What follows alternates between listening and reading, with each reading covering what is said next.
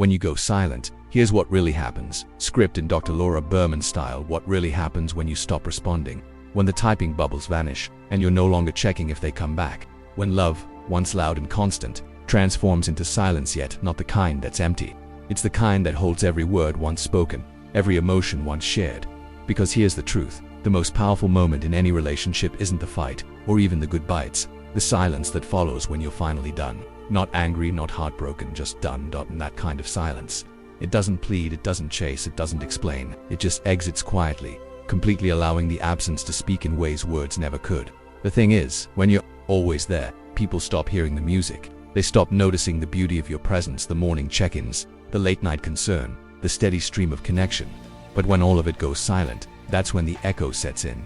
And it's not revenge, it's not a game. It's power, true emotional strength. Because emotional withdrawal isn't about punishing someone, it's about protecting yourself. It's not loud, not dramatic. It's like a controlled flame, burning a bridge so gently no one hears the spark. She thought you'd break. She assumed your world would unravel in her absence. But instead, you got still. Not because you didn't care, but because you finally did. About yourself. You realized that no matter how much love you give, you can't make someone see your worth. But you can take it with you. And when you leave with that quiet confidence, that's louder than any words you could have said. So don't go back to explain. Don't send a final message. Don't post something hoping she notices. Let her feel the weight of the silence. Let her sit with the space where you used to be. Let her wonder why that version of you is gone and why he's never coming back. Now, if you are tired of being emotionally manipulated, if you're ready to stop handing your heart to people who only know how to hold it carelessly, then take your power back. Like this video, subscribe for more content that helps you grow, and comment below if this resonates. Because sometimes, the strongest thing you can say is nothing. Let's talk about why silence is so misunderstood. She thought you'd chase her, that walking away would trigger panic, that you'd do what you always did, follow, apologize, try harder. But silence broke the cycle. She wasn't looking for closure, she wanted control. And when she didn't get that power back, she lost something more valuable, your energy. Because when someone treats your love like it's disposable, they assume it's renewable. They think they can always come back, until one day they can single quotes T.C. Someone who depends on your attention begins to feel entitled to it. They confuse love with submission, thinking silence is weakness. But the truth is, stillness is strength. The man who doesn't chase isn't cold, he's centered. He's choosing peace over chaos, choosing himself over the cycle. You don't beg for what's leaving, you observe, you release. And you trust that what's meant to stay will never need chasing. She expected noise. Instead, she got quiet. And for someone who needs control, that quiet is deafening. Your calm becomes the loudest confrontation of all. Your silence reminds her she lost something she never thought would leave. So let her sit in it. Let her reflect. You owe no explanation, no performance, just presence or now, the lack of it. Because healing doesn't always look like closure. Sometimes, it's just deciding to stop explaining your worth to people who refuse to see it. Number 2. When you go quiet, they start to panic. The moment you stop responding, something subtle but powerful shifts. Not in the room, not in the air, in them. That silence they once claimed they needed, it suddenly becomes unbearable. Because they never truly wanted space, they wanted control. They wanted your silence to trigger a reaction, to make you doubt, reach out, unravel. But when you don't flinch, when you don't explain, chase, or even react, that's when the panic sets in. You see, most people aren't searching for connection, they're seeking emotional leverage. When you constantly respond, even at the cost of your peace, they feel powerful. They mistake your emotional investment for vulnerability. But emotional maturity teaches you something else: to master your reactions, to be still when others try to provoke chaos. And in that stillness, your power becomes undeniable. The attention they once ignored becomes the thing they quietly crave. They start checking their phone more often, rereading your old messages, wondering why you haven't reached out. That silence becomes a mirror reflecting what they lost. Not because you said goodbye, but because you stopped showing up. They didn't expect you to move on without warning.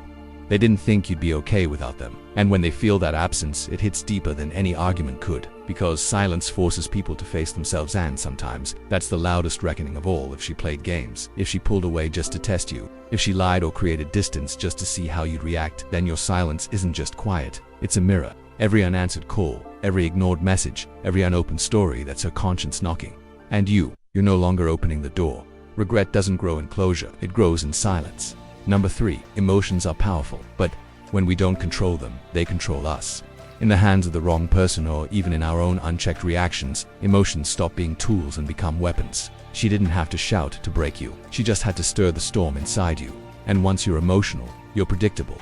And when you're predictable, you're controllable. But stoicism isn't about being numbed, about being disciplined. It's about holding your ground when every part of you wants to chase, yell, or beg. Most people don't fall apart because they're weak, they fall because no one ever taught them how to sit in the discomfort without reacting to it. She may have baited you, posted things to spark jealousy, said just enough to leave blanks for your imagination to fill with fear. That isn't random. That's psychological strategy pulling you into emotional chaos where logic can't survive. But when you stay still, when you feel everything and still don't move, that's when the game ends. Because control isn't about pretending you don't care. It's about caring deeply and still not cracking. Your silence doesn't mean you're passive. It means you've chosen to respond with power instead of panic. You're no longer dancing to the rhythm of someone else's manipulation. You've stepped out of the game, and that's when the real healing begins. It's about standing in the fire and not screaming. That's the version of you she didn't expect. That's the man she can't manipulate. Because the moment you stop reacting, the moment you stop dancing to the rhythm of emotional chaos, you stop being her puppet. Let her rage, let her cry, let her disappear and reappear. That's her pattern, not yours. You're still, you're unmoved. Because when you learn to control your emotions, you take back the outcome. She can't break what refuses to bend. She can't control a man who knows how to sit with discomfort without begging for relief. That's emotional maturity. That's power. Number 4. Her game was never love, it was control. It might have looked like love, it may have felt like love, but it wasn't. Real love doesn't leave you second-guessing your worth. It doesn't punish you for being silent. It doesn't twist your intentions or use your pain as leverage. What you were in wasn't a relationship. It was a power dynamic, and you didn't lose her. You lost a game you didn't even know you were playing, because you were leading with your heart while she was leading with strategy, and that's what most people miss. Not everyone is looking to connect. Some are looking to dominate, to control the narrative, to control you. They use affection like currency, intimacy like bait. One moment they're warm and inviting, the next cold, distant, impossible to read. And every shift, it's calculated, designed to keep you chasing, doubting, apologizing for things you didn't even do. That's not love. That's emotional manipulation. That's psychological warfare. And when you're inside of it, it feels confusing and chaotic. But step back, and it's crystal clear the goal was never connection, it was control. Because what gives someone more control than knowing they can hurt you and you'll still stay? Knowing they can walk away and you'll follow. Knowing they can push your boundaries and you'll keep lowering the bar just to keep them around. But the moment you see it for what it is, everything shifts. The fog lifts. You stop asking, why did she stop loving me? And start asking the real question, why was I trying so hard to prove my worth to someone who made me feel worthless? That question may sting, but it sets you free. Because once you realize the game was never loved, you stop playing by her rules. You stop explaining. You stop chasing. You stop giving your energy to someone who only ever fed off the chase. And that's when the game ends. Not with revenge. Not with dramatic closure. With peace. With indifference. And that's what shatters the illusion when the player is ignored by the prize. Number 5. Let her sit with the echo asterisk. You don't need to slam the door. You don't need to send one final message or post something cryptic to make her think. You just need to be silent and stay silent. Because the loudest thing she'll ever hear is the absence of your voice where it used to be constant. Let her sit in the echo. She thought she could walk away and return whenever she felt like it. She expected open arms. She assumed you'd be waiting, hurt, confused, desperate to fix what she broke. But you didn't collapse. You didn't chase. You disappeared without a scene. You removed yourself from the game. And now the silence speaks. She checks her phone, nothing. She posts a story hoping you'll watch. You dan single quotes so she reaches out to mutual friends fishing for evidence that you still care. But there's no response. And that's when the silence gets loud. Because in that stillness, she hears it all. Every manipulation, every lie, every time she acted like she was irreplaceable, and now you've proven she's not. Because when a man with self-worth goes silent, it's not punishment, it's a boundary. And the echo she's left with, that's just the sound of consequences catching up. And now, she has to live with the truth. You were never hers to control. You just hadn't realized your worth yet. But once you did, you didn't shout it. You didn't post about it. You didn't perform your power. You simply vanished from her world like a ghost and left her haunted by how effortlessly you walked away. That's the secret. You don't need to fill the silence with explanations or anger or justification. Let the silence stand. Let it echo. Let her be the one who sits in the aftermath of her own choices with no comfort from you to soften the impact. Number 6. Stop explaining yourself to people who already understand. You're not misunderstood, you're disrespected. She knew what she was doing. She saw how it made you feel. She just didn't care because in that moment, your pain didn't cost her anything. And now maybe you're tempted to send that final message, just one more explanation, one more attempt to be understood. But ask yourself, why? She understood. She just didn't respect it. That's the trap, believing that closure is clarity, believing that the right combination of words will finally make her care. It won't, because this was never about not knowing, it was about choosing. She chose to cross your boundaries. She chose to ignore your emotions, and you chose to stay, hoping she'd finally get it. But she already did. She just didn't think you'd ever leave. Here's the truth. You don't owe anyone an explanation for your standards. You're not a lawyer defending your worth. You're not on trial for how deeply you loved. You don't have to reopen your wounds just to prove they exist. You spoke, you showed up, you gave. That was your truth. That was enough. And if she couldn't honor it, then your silence now is the only response left. Let her sit with the weight of everything she took for granted, and let yourself rise, free from the need to explain your soul to someone who is never listening. Number 7. The more detached you are, the more powerful you become. Because the moment you stop needing her is the moment she starts needing you. But detachment isn't coldness, it's control. It's the ability to love without losing yourself, to care without collapsing. It's not about pretending you're unaffected, it's about knowing that your peace matters more than their validation. She could feel it when you were still attached. The overthinking, the availability, the way your world bent around her moods. That kind of energy gets used not out of malice, but because predictable behavior is easy to manipulate. But when you detach, when you stop reacting to silence, drama, breadcrumbs, that's when the dynamic flips. She starts checking, wondering, replaying. Because detachment is the quiet power of a man who stays centered while the world tries to shake him. She expected to be chased. Instead, she's being ignored. She tried to provoke jealousy. Instead, you're She assumed she was still the center of your story, but now, she's not even in the margins. And that quiet strength, that stillness, that becomes your most magnetic trait. Because nothing is more attractive than a man who validates his own worth. Detachment isn't giving up, it's leveling up. It's walking into every space with the quiet confidence of, I choose to be here, but I don't need to be. That kind of energy is rare. That kind of energy is powerful.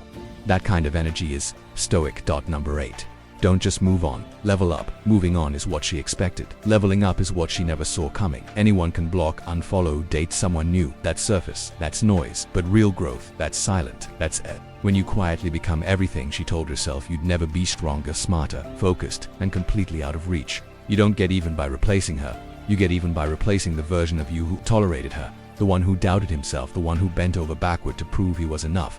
That man doesn't exist anymore, and in his place, someone wiser, sharper, unshakable. Someone who doesn't need to post his progress because his life shows it. Your heartbreak didn't break you, it refined you. So hit the gym, hit the books, hit your goals like your future depends on it, because it does. Every ounce of energy you once gave to someone who couldn't receive it, pour that into yourself and watch what happens. You begin building a life she no longer has access to, not because you're hiding, but because she's no longer qualified to walk beside the man you're becoming. The pain didn't destroy you, it revealed you. And now, you're no longer focused on proving her wrong, just proving yourself right. Leveling up isn't revenge, it's revolution. It's becoming the version of yourself who never again asks, why wasn't I enough? Because now you know you are. You're not healing for her, you're evolving for you. Number 9. When she comes back, you won't be there. She always planned to come back. That was part of the unspoken contract, one she wrote without your consent. In her version, she could disappear, explore distractions, chase attention, and you'd be exactly where she left you. The constant, the safety net, the backup plan. But what she never considered was that one day, you'd truly be gone. Not halfway gone. Not posting cryptic messages, hoping she'd notice. Not watching her stories from the shadows.